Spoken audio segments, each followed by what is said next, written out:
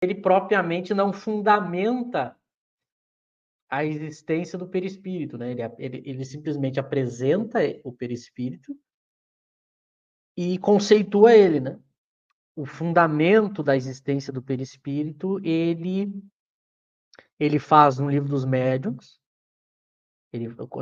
no primeiro capítulo da segunda parte do Livro dos Médiuns, que é justamente o capítulo da ação do espírito sobre a matéria, ele vai fundamentar o perispírito, e ele volta a tratar disso na Gênese, lá no capítulo 1 do Caráter da Revelação Espírita.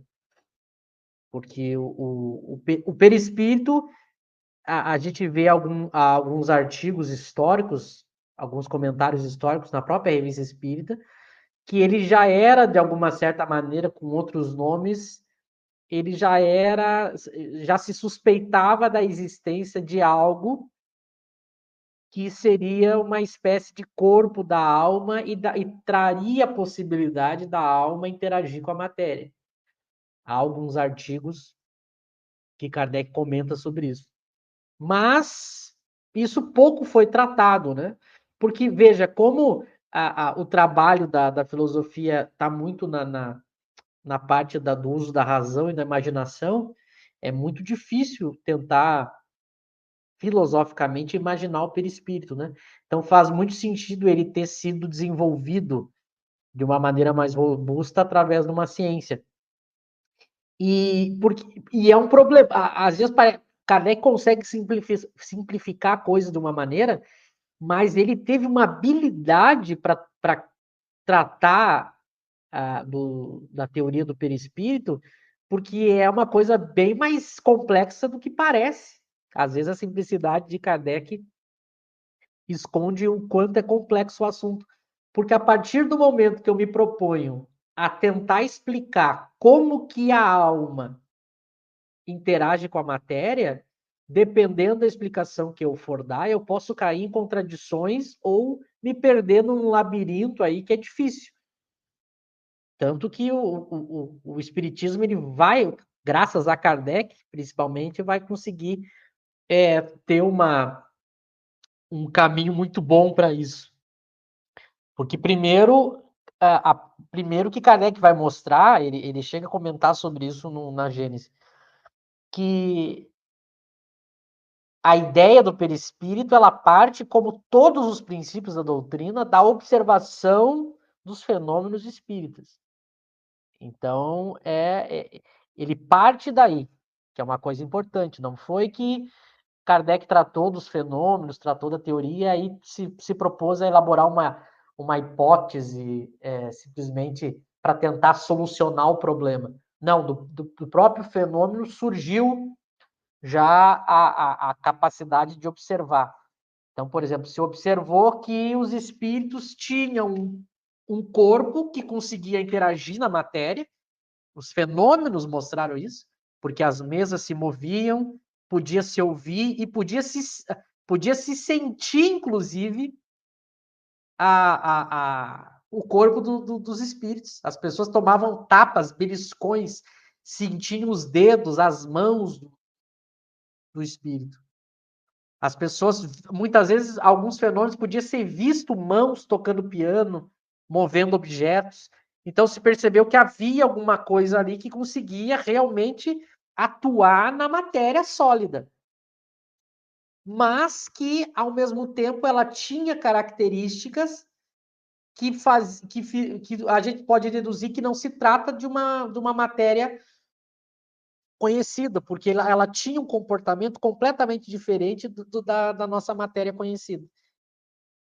Então, se eu tenho algo que tem a capacidade de interagir na nossa matéria sólida, mas ao mesmo tempo ele tem características que são diferentes do comportamento da nossa matéria, Kardec tem a primeira sacada genial. Ele vai chamar isso de fluido. Por quê? Porque é justamente a palavra que eu uso para essa situação. Eu observo os efeitos, eu observo os fenômenos, ainda não entendo bem o que é essa coisa, mas sei que ela existe porque eu estou observando os efeitos dela através dos fenômenos e eu preciso dar nome para estudar ela, né? E ele tem a grande genialidade de chamar de fluido. Que aí é o primeiro ponto que parece uma coisa simples, mas isso é tão genial, porque só com essa decisão ele já não cai na primeira armadilha de entrar em contradição com a própria ciência.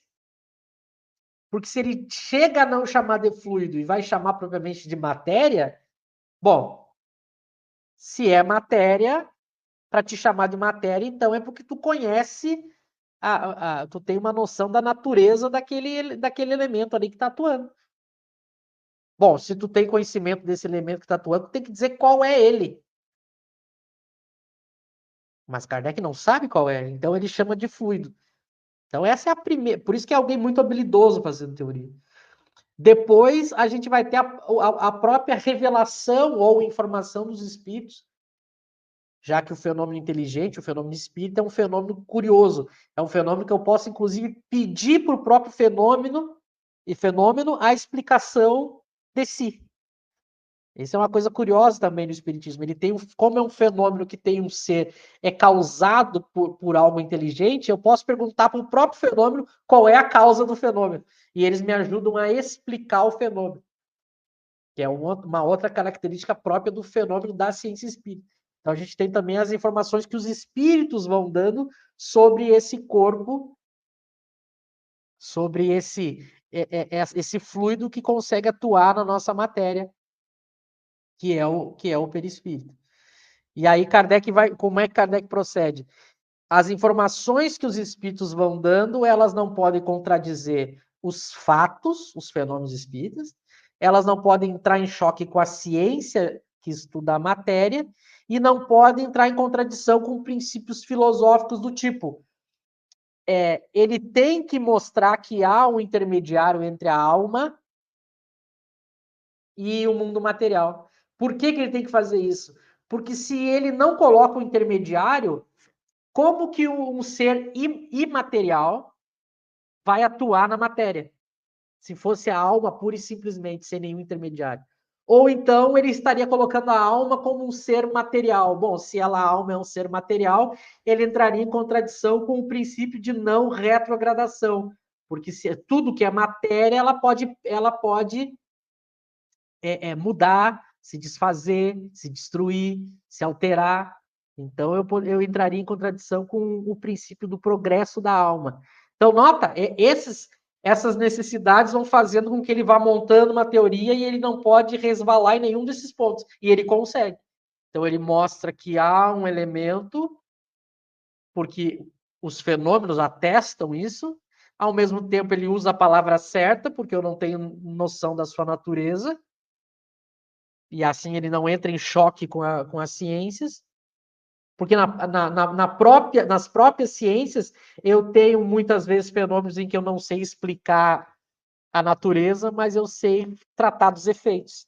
Então ele usa a mesma lógica, então ele não resvala do ponto de vista epistemológico, e também do ponto de vista filosófico ele não resvala, porque ele continua mantendo a alma como um ser imaterial, no sentido que ela é diferente de tudo que nós conhecemos por matéria, portanto, ela é indestrutível, ela nunca retrograda, e tem um ser intermediário ali que atua.